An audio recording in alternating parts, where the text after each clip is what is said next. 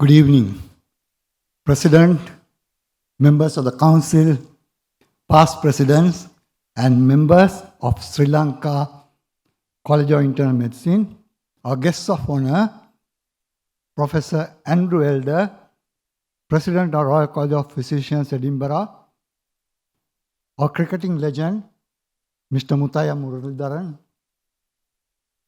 invited guests, ladies and gentlemen. I thank the President and the Council of the College for inviting me as the chief guest today.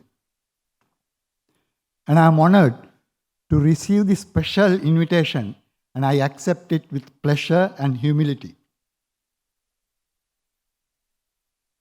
I am very proud today to mention that a trainee of mine, Dr. Ganaka Senaratna, is holding the highest office in your college. Ganaka, thank you for those kind words.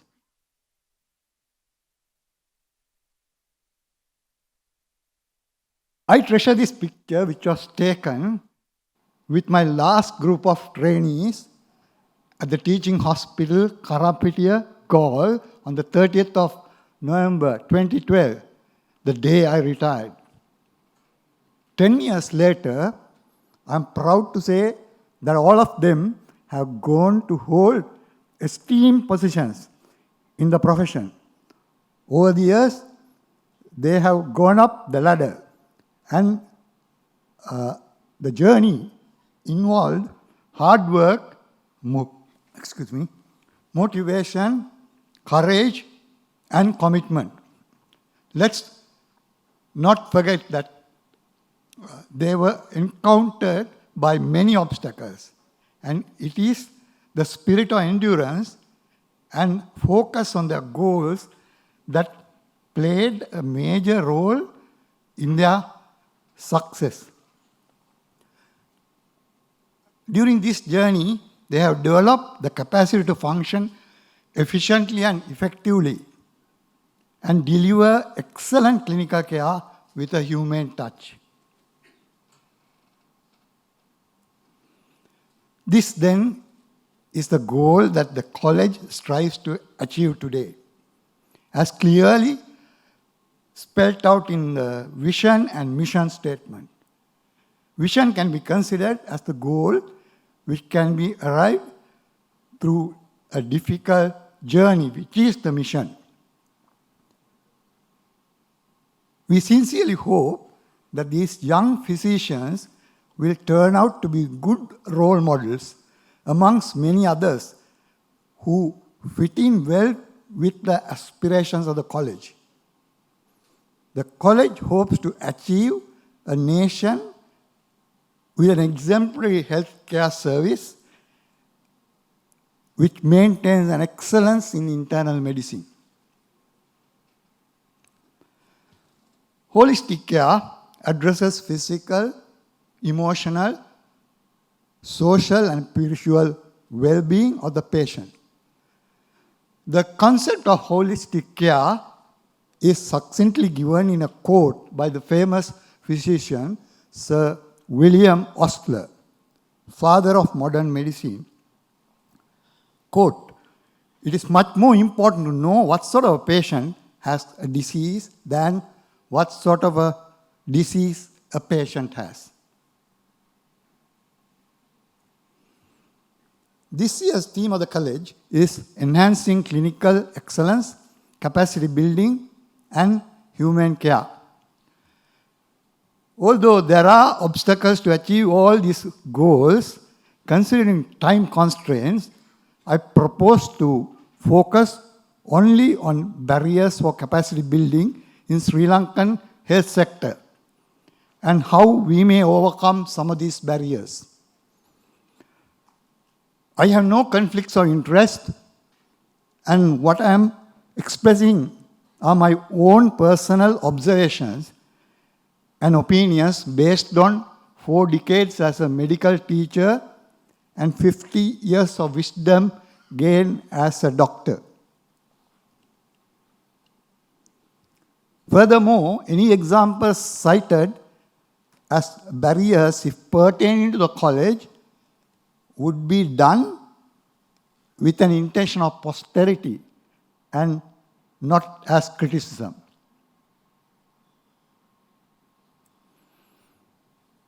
As defined by the United Nations, capacity building is a process of developing and strengthening skills, abilities, pathways, and resources that organizations and communities need to strive, adapt, and thrive in a fast-changing world. It is essential in capacity building, what is essential in capacity building is transformation that is generated and sustained over time from within. Transformation of this kind goes beyond performing tasks to changing culture, mindsets, and attitudes.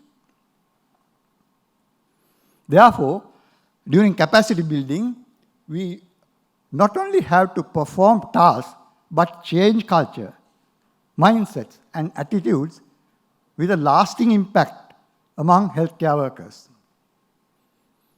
Even leading economies in the world have shortcomings in capacity building. Sri Lankan health sector has many. We have to initiate capacity building programs if we have not already done so. But in case there are ongoing capacity building programs, we need to sustain, change, and develop these further to suit medical advances and changing resources. In the healthcare of our country, capacity building programs have to operate at state level, institutional level, team level, and at individual healthcare worker level. This slide shows an organizational iceberg. Organizations lead two lives, the formal public one as described in organizational charts and procedural manuals, and informed one, which is the lived experience of the organization. These informal aspects include unofficial working arrangements, social networks at work, and battles for influence and authority. Breakdown in capacity building programs with availability of all resources often occur due to failure to understand and address issues seen in the unseen part of the organizational iceberg, which is shown inside the red box.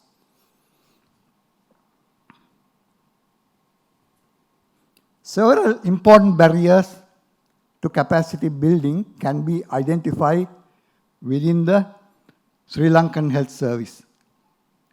This is a busy slide.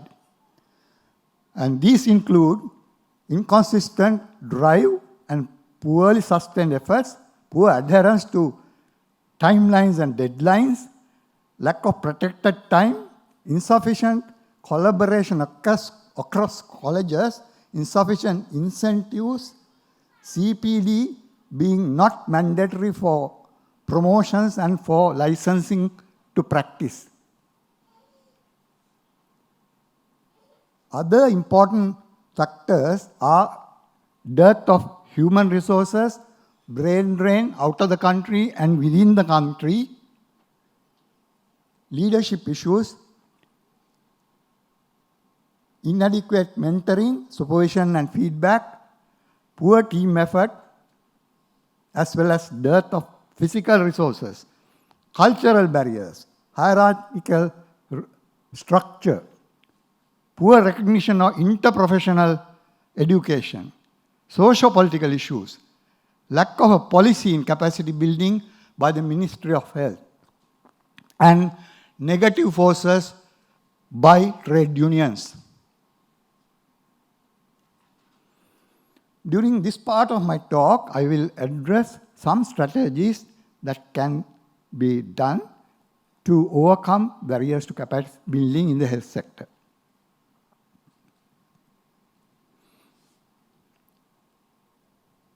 In the interest of time, I will be addressing only issues that are highlighted.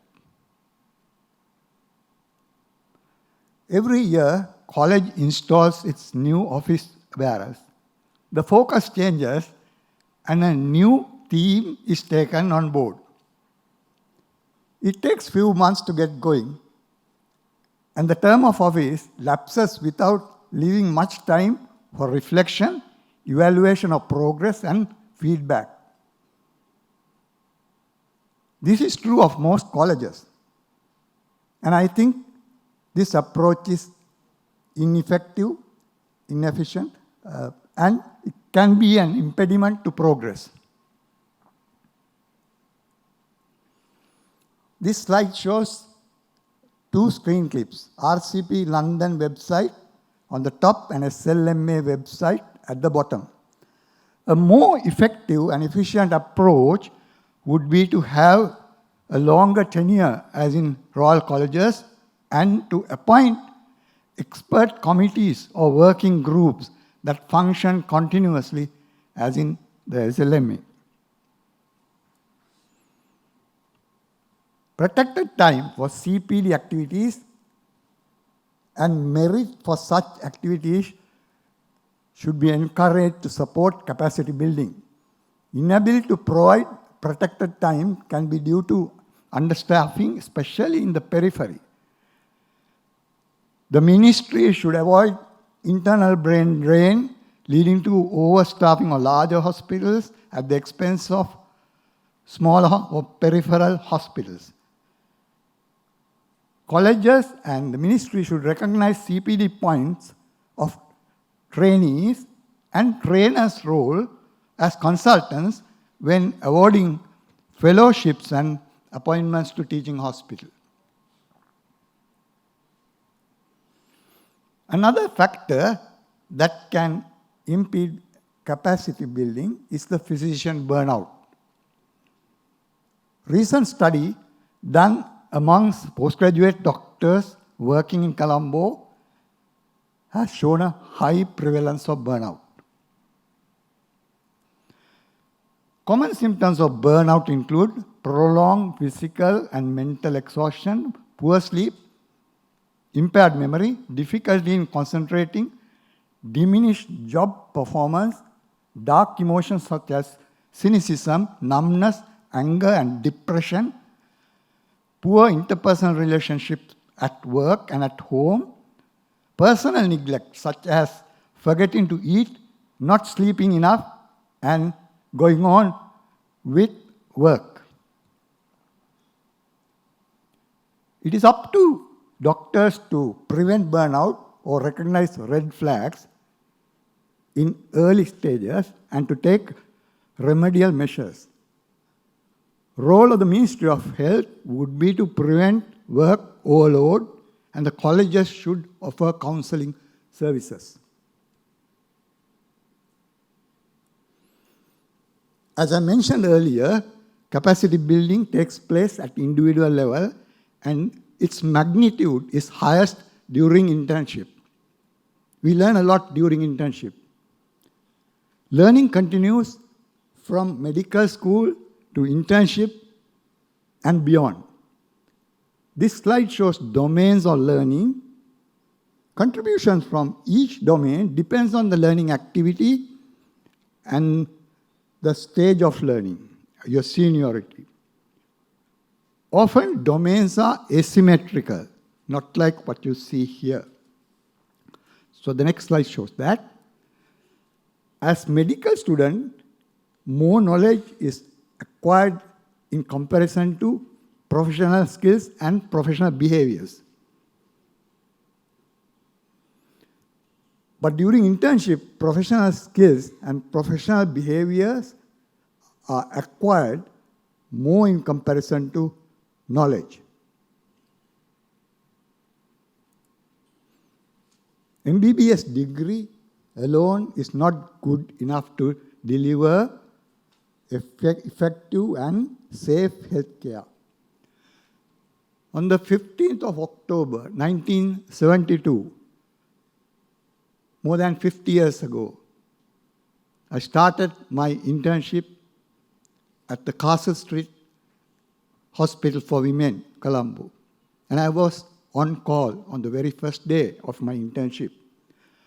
I was called to see a woman with a retained placenta to the labor room. I had to cry for help.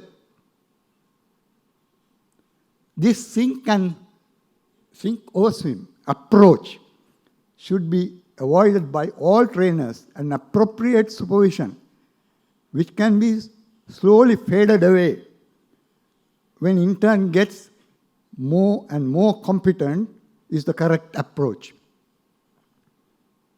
Interns learn many professional skills and professional behaviors from their consultants and trainers, and it is important for them to be very good role models.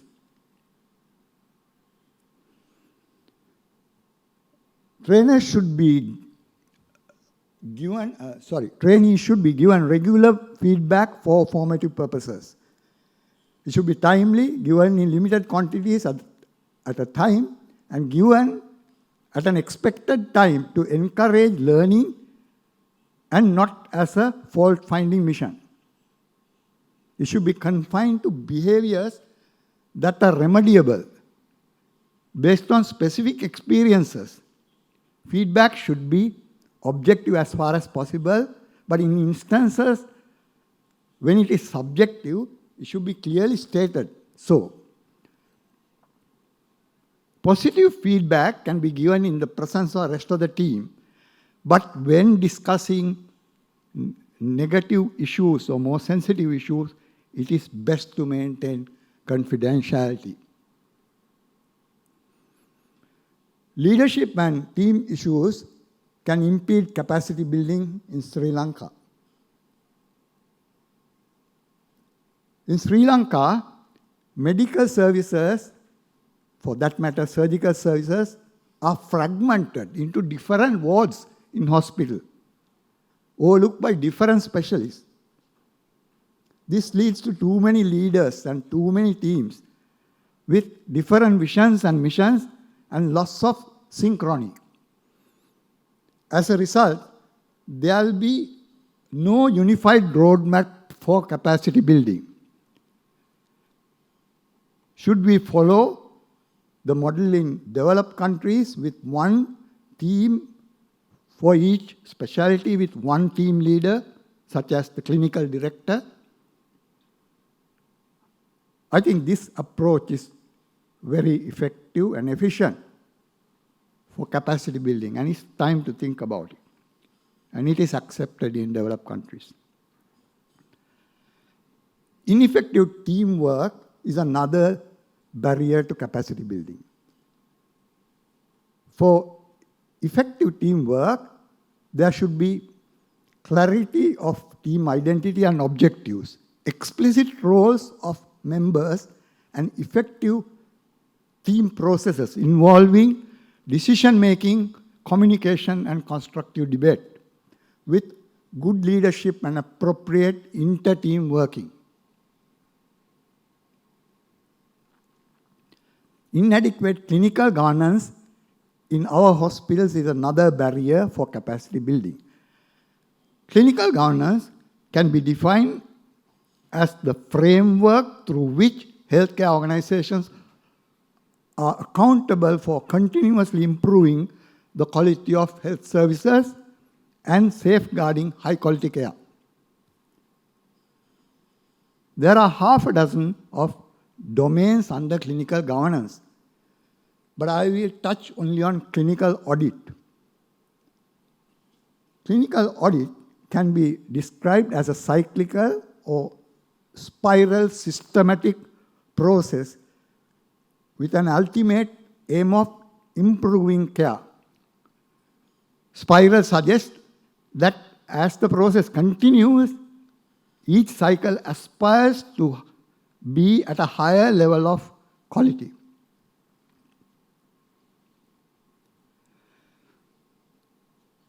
As the last barrier to capacity building, I would like to discuss a contentious issue: uncontrolled private practice.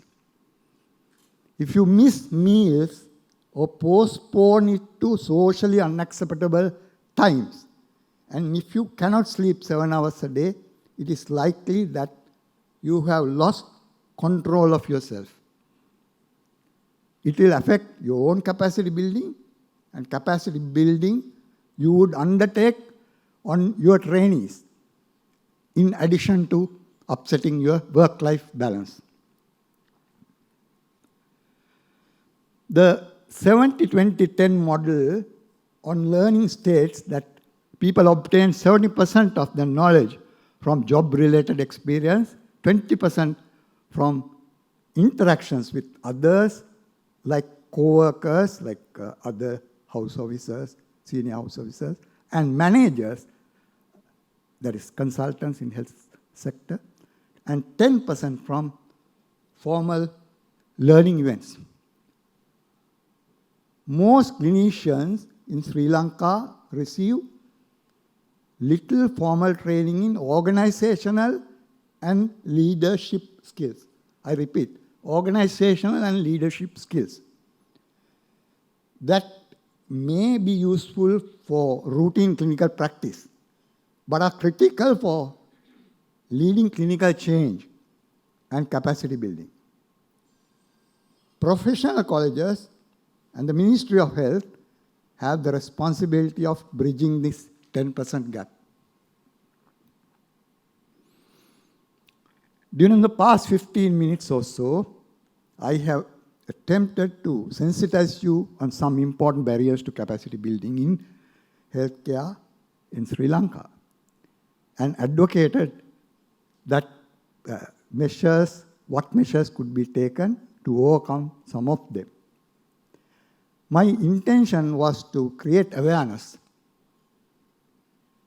and not to point a finger at an individual, organization, or the Ministry of Health. Having pointed out many barriers, I would like to end on a positive note. Sri Lanka provides good health services despite limited resources, and we should continue to strive for excellence. Our doctors are of international standard. Consider the barriers I just mentioned as stepping stones to excellence. I congratulate the President and the Council for the mission to achieve excellence in healthcare. I thank them for organizing this conference and wish them well in the deliberations coming during the next 2 days.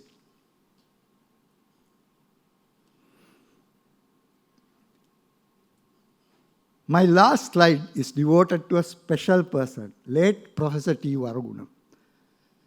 President, members of the Council, colleagues, ladies and gentlemen, I learned ABC of internal medicine from this esteemed guru in 1969 at the teaching hospital Kandy as a third-year medical student. It is a fitting tribute that the college oration that is to follow in memory of this astute physician, erudite medical teacher, an excellent role model who pioneered medical education will be delivered during this session. He believed in holistic care with a human touch and is worth emulating by all of us. It is a special occasion for me as the honor of delivering this oration has been given to one of my very promising students, Professor Champika Bodhinayaka. Congratulations. Thank you for listening.